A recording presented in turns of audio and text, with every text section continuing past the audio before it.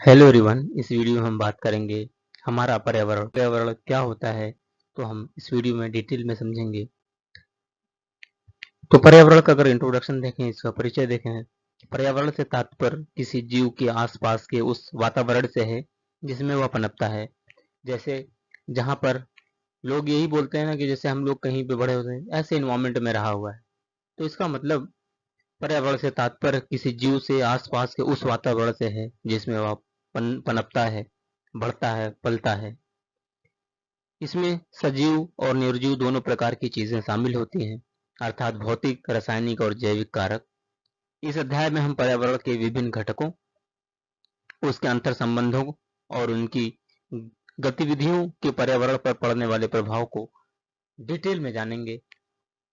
तो आप समझ गए होंगे कि पर्यावरण क्या होता है। पर्यावरण आसपास की जो भी हमारी जैविक अजैविक घटक हैं, जिससे हम रोजाना रूबरू होते हैं, जिससे इंटरेक्ट करते हैं, जहाँ पे पढ़ते हैं, पलते हैं, पनपते हैं, बड़े होकर बड़े होते हैं, वही हमारा पर्यावरण है। जैसे कभी लोग बोलते हैं कि वो इंग्लिश क्यों नहीं बोल पाता है, इंग्लिश इंप्रूव क्यों नहीं हो रही, क्यों इन्वायरमेंट नहीं मिल पा रहा है, क्योंकि वहाँ पे लोग इंग्लिश बोल नहीं पा रहे हैं, इंग्लिश नहीं बोलते हैं, अपने गांव की लैंग्वेज बोलते हैं। तो वहाँ का इन्वायरमेंट है, वहाँ का पर्यावरण है वो। तो हम बात करेंगे पारिस्थितिकी तंत्र, इकोसिस्टम। पर्यावरण की जब भी हम बात करते हैं तो सबसे पहले हमारे मन में एक टॉपिक आता है जिसको बोलते हैं पारिस्थितिकी तंत्र। पारिस्थितिकी तंत्र क्या है? किसी भी क्षेत्र में परस्पर क्रिया करने वाले सभी जैविक कारक और अजैविक कारक पारिस्थितिकी तंत्र कहलाते हैं। जैसे इन्वायरमेंट में जो भी जैविक अजैविक घटक हैं, वो आपस में कोरिलेट होते हैं, आपस में प्रतिक्रिया करते हैं, उनको हम पारिस्थितिकी तंत्र कहते हैं। पारिस्थितिकी तंत्र मतलब वो होता है ग्रुप, समूह। तो ये जो ढेर सारे आपस में हमारे तंत्र हैं, जैविक अजैविक घटक हैं, सबको मिला के एक समूह बनता है जिसको हम पारिस्थितिकी समूह कहते हैं। जैविक घटकों में पौधे, जानवर, सूक्ष्म जीव और मनुष्य आदि सभी जीवित जीव शामिल हैं। जो भी जीव लिविंग ऑर्गेनिज्म है, लिविंग बींग्स हैं, वो जैविक घटक में आते हैं जिसमें जान नहीं होती है। अजैविक घटक में सूर्य का प्रकाश, तापमान, हवा, मिट्टी, बालू, खनिज, पानी आदि शामिल है। उदाहरण के लिए अगर तालाब के पारिस्थितिकी तंत्र, घास के मैदान के पारिस्थितिकी तंत्र की बात करें, तालाब के पारिस्थितिकी तंत्र में क्या होता है? एक पानी होता है, उसमें खनिज होते हैं, लिविंग ऑर्गेनिज्म होते हैं, बैक्टीरिया होती है, मतलब कि लिविंग और नॉन लिविंग दोनों एक पारिस्थितिकी तंत्र का निर्माण करते हैं। उनके लिए वहाँ जो भी आसपास की चीजें हैं उनका पारिस्थितिकी तंत्र है। घास के मैदान में टिड्डा, घास, मिट्टी, बालू, आदमी, पतंग, चिड़िया, सारी चीजें होती है, वो घास के मैदान का पारिस्थितिकी तंत्र है। इसी तरीके से हर एक जगह हर एक लोगों का पारिस्थितिकी तंत्र होता है। अगर इस इकोसिस्टम की हम बात करें तो उसके दो फैक्टर होते हैं, एक बायोटिक और दूसरा एबायोटिक फैक्टर। बायोटिक फैक्टर में जो भी लिविंग चीजें, लिविंग बींग्स होती हैं, उनकी हम बात करते हैं। जैसे हमने आपको बताया था, पेड़ पौधे, बंदर, भालू, आदमी, कुत्ता, बैक्टीरिया, ये सब क्या है? बायोटिक फैक्टर्स के पार्ट हैं। सॉरी, ये बायोटिक है। तो बायोटिक फैक्टर को हमने बता दिया। तो बायोटिक फैक्टर में क्या होते हैं? पेड़ पौधे, भालू, बंदर, माइक्रो ऑर्गेनिज्म, ये सब बायोटिक का पार्ट होते हैं। अगर एबायोटिक की हम बात करेंगे, एबायोटिक में जिसमें जान नहीं होती, प्रकाश, ताप, दाब, लकड़ी, मिट्टी, पानी, ये सब एबायोटिक फैक्टर है, इसमें जान नहीं होती है। तो अगर हम सीक्वेंस से बात करें, अगर हम साइंटिफिकली बात करें, तो जो हमारा बायोटिक फैक्टर होता है उसमें एक प्रोड्यूसर होता है। जैसे प्रोड्यूसर क्या है? जो प्रकाश संश्लेषण, फोटोसिंथेसिस के थ्रू अपना भोजन स्वयं बना लेता है, वो होता है प्रोड्यूसर। लेकिन कंज्यूमर कौन होता है? कंज्यूमर जो प्रोड्यूसर को खाता है, जैसे बकरी हो गई, कंज्यूमर हो गई। तो बायोटिक फैक्टर में तीन तरीके के जानवर होते हैं। एक प्रोड्यूसर होता है जो प्रकाश संश्लेषण की उपस्थिति में खुद भोजन बनाता है, जिससे हम बोलते हैं उपभोक्ता, सॉरी, उत्पादक बोलते हैं। ये क्या होता है? उत्पादक। उत्पादक।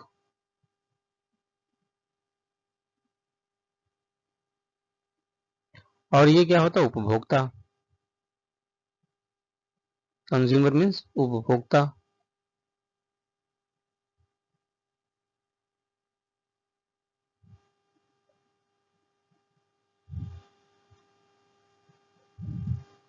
और फिर उसके बाद है डिकम्पोजर। Decomposer means मृतोपजीवी। ऐसे जीव जो मरे हुए जीवों को खाते हैं वो मृतोपजीवी कहलाते हैं। ठीक। तो यहाँ पे अगर फिर कंज्यूमर की बात करें कि कंज्यूमर का क्या है, कंज्यूमर ब्रॉड क्लासिफिकेशन है। तो उसको अगर हम सेग्रीगेट करेंगे तो primary consumer, secondary consumer, tertiary consumer हो जाते हैं। क्योंकि कोई भी कुछ भी खाता है, अगर हम देखें क्या खाता है, अगर प्रोड्यूसर को जो खाएगा कंज्यूमर, लेकिन प्रोड्यूसर को कंज्यूमर जो खाएगा कंज्यूमर होगा, लेकिन क्या खाएगा, अगर मान लो वो खाली घास खाता है तो उसको प्राइमरी कंज्यूमर में रखा जाएगा। हर्बीवोरी बोलते हैं उसको, खाली घास खाने वालों को हर्बीवोरी बोलते हैं। और जो सेकेंडरी कंज्यूमर होता है वो क्या होता है, प्राइमरी प्राइमरी कार्निवोरस को खाता है। ये हर्बीवोरस को खाएंगे। मान लो इसमें बकरी ये खा रही है तो इसके लिए लोमड़ी हो जाएगा।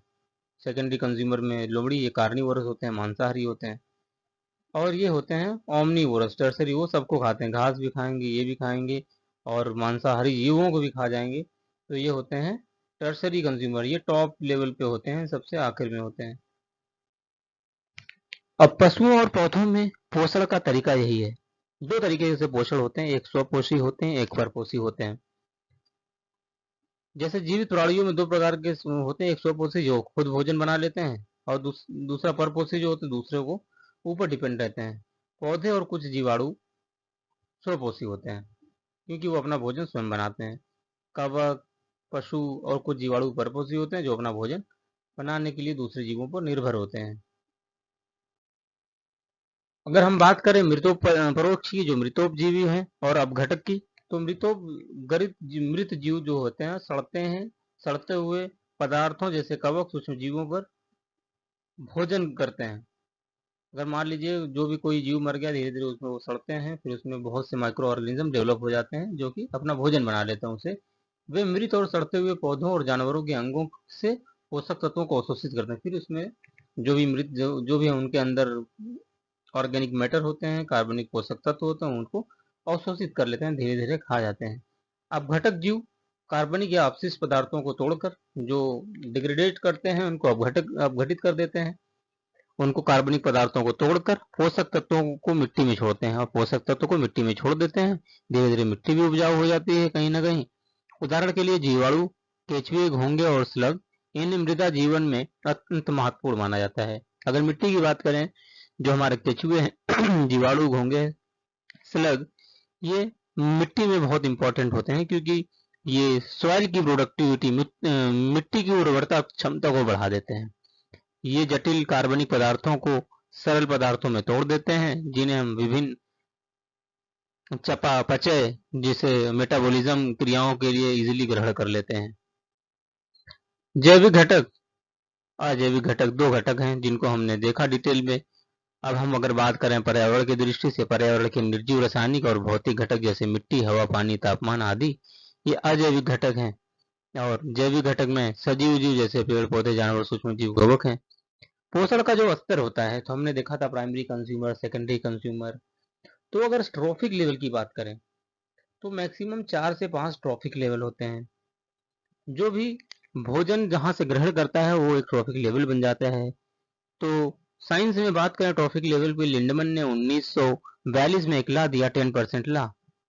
तो उन्होंने बताया कि जो एक ट्रॉफिक लेवल से दूसरे ट्रॉफिक लेवल में जब एनर्जी का ट्रांसफर होता है तो 90% एनर्जी लॉस होती है। ओनली 10% एनर्जी जो होती है, 10% एनर्जी होती है दूसरे ट्रॉफिक लेवल में ट्रांसफर होती है।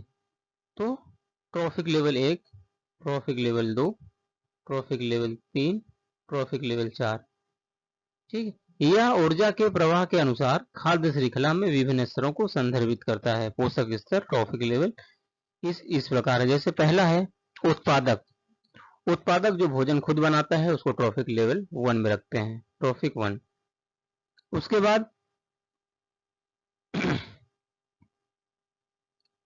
प्राथमिक उपभोक्ता जो होता है, जो इस उत्पादक को खाता है, जैसे बकरी हो गई, इसको हम रखेंगे ट्रॉफिक लेवल 2 में।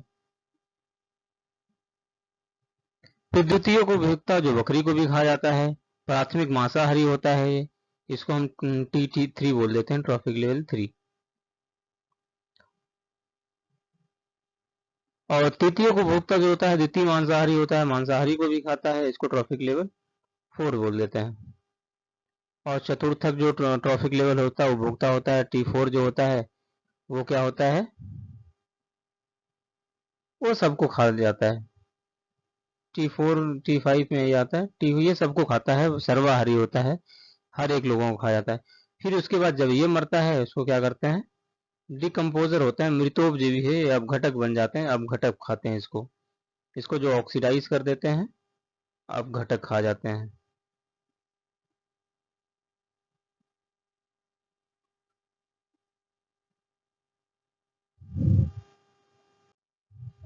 पोषण के स्तरों का एक पिरामिड बनता है अगर ग्राफिकल देखा जाए, जो पोषण का स्तर है उसका एक पिरामिड बनता है। यह संख्याओं का भी हो सकता है, द्रव्यमान का भी हो सकता है, ऊर्जा का भी हो सकता है। अगर हम संख्या की बात करें, संख्या का पिरामिड प्रत्येक पोषण स्तर पर मौजूद जीवों की संख्या का दर्शाता है। यह सीधा और उल्टा दोनों हो सकता है। ये जैसे मान लीजिए एक पिरामिड हमने बना दिया, हमको संख्या का पिरामिड बनाना है, हम घास के मैदान का पिरामिड बनाते हैं। तो एक ट्रॉफिक लेवल हमने बना दिया, घास, घास पे टिड्डे, ढेर सारे टिड्डे, क्योंकि सबसे ज्यादा नंबर जो है संख्या का पिरामिड, सबसे ज्यादा जो जो घास पे जो जानवर हैं, छोटे छोटे वो हैं, माइक्रो ऑर्गेनिज्म है, सबसे ज्यादा होंगे। फिर उससे ज्यादा होंगे एटमॉस्फेयर में जो हमारी चिड़िया हैं और छोटे छोटे जानवर। और उसके बाद तीसरे लेवल पे बहुत कम होंगे, बहुत कम। तो ये धीरे धीरे जो पिरामिड है घटते क्रम में होता है। अगर हम द्रव्यमान का पिरामिड देखें, द्रव्यमान जो हमारा उसका पिरामिड देखें, ये प्रत्येक पोषण स्तर की जैवता को दर्शाता है, या सीधा उल्टा, ये भी दोनों हो सकता है। अगर द्रव्यमान का पिरामिड देखें, अगर द्रव्यमान की बात करें, जैसे एक हो गया हाथी, हाथी का द्रव्यमान सबसे ज्यादा है, फिर शेर का हो गया, फिर लोमड़ी का हो गया, फिर चिड़िया का होगा। ये द्रव्यमान का पिरामिड हो गया, द्रव्यमान। और फिर उसके बाद ऊर्जा का पिरामिड, लेकिन ऊर्जा का पिरामिड हमेशा सीधा होता है। ये द्रव्यमान का पिरामिड ऐसे उल्टा भी हो सकता है, नंबर का पिरामिड इस तरीके से उल्टा भी हो सकता है, लेकिन ऊर्जा का पिरामिड हमेशा अपराइट होता है। ये बहुत इंपॉर्टेंट क्वेश्चन है। ऊर्जा का पिरामिड हमेशा क्यों हमेशा होता है, जो हमारी ऊर्जा होती है हमेशा एक यूनि डायरेक्शन में बढ़ती जाती है, क्योंकि यह पोषण स्तर अगले पोषण स्तर तक ऊर्जा को प्रवाह को दर्शाता है।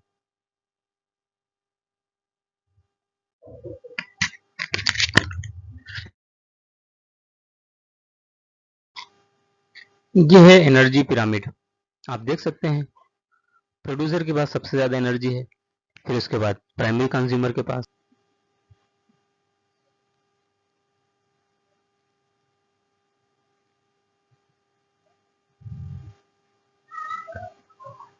अब हम बात करें पिरामिड ऑफ एनर्जी की।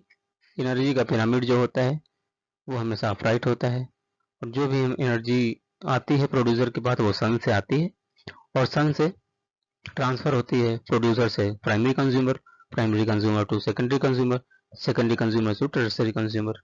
फिर उसके बाद जो भी हमारी एनर्जी होती है वो, और कोई भी ऑर्गेनिज्म इनमें से मर जाता है, चाहे टर्सरी कंज्यूमर हो, सेकेंडरी कंज्यूमर हो, प्राइमरी कंज्यूमर हो या प्रोड्यूसर हो, वो डायरेक्ट डिकम्पोज होकर मिट्टी में मिल जाता है। और इसके साथ साथ 90% एनर्जी जो होती है वो हमारी लॉस हो जाती है, जो कि हमने बताया था 10% लॉ लिंडमैन ने 1942 में दिया था। ओके।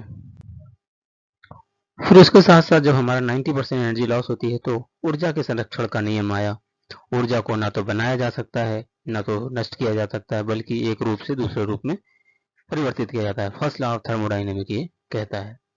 जैविक प्रणालियों में यह पोषण स्तरों को पार करके एक दूसरे जीवों में स्थानांतरित हो जाती है, क्योंकि एक दूसरे से यह एनर्जी ट्रांसफर होती है।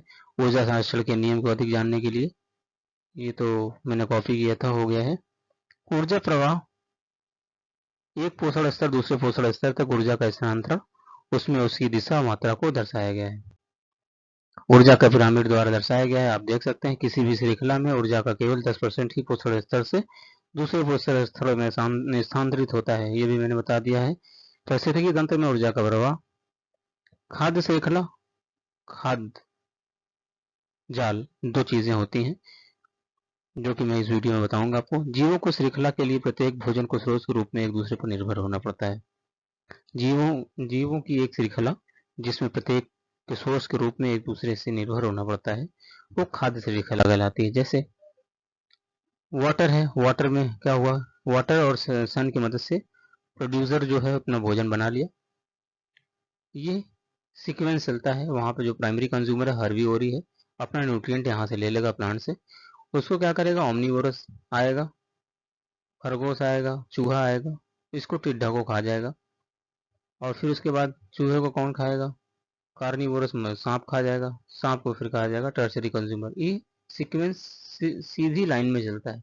अगर सीधी लाइन में ना चलकर अगर ये जिग जैग चले, जैसे चूहे को ऑल भी खा रहा है, चूहे को डायरेक्ट हॉक भी खा ले रहा है, चूहे को फॉक्स भी खा रहा है, और घास को डायरेक्ट रैबिट खा रहा है, माउस खा रहा है, फ्रॉग खा रहा है, ये टिड्डा खा रहा है, तो इस तरीके के कॉम्प्लेक्स को बोलते हैं खाद्य जाल, फूड वेब। धन्यवाद।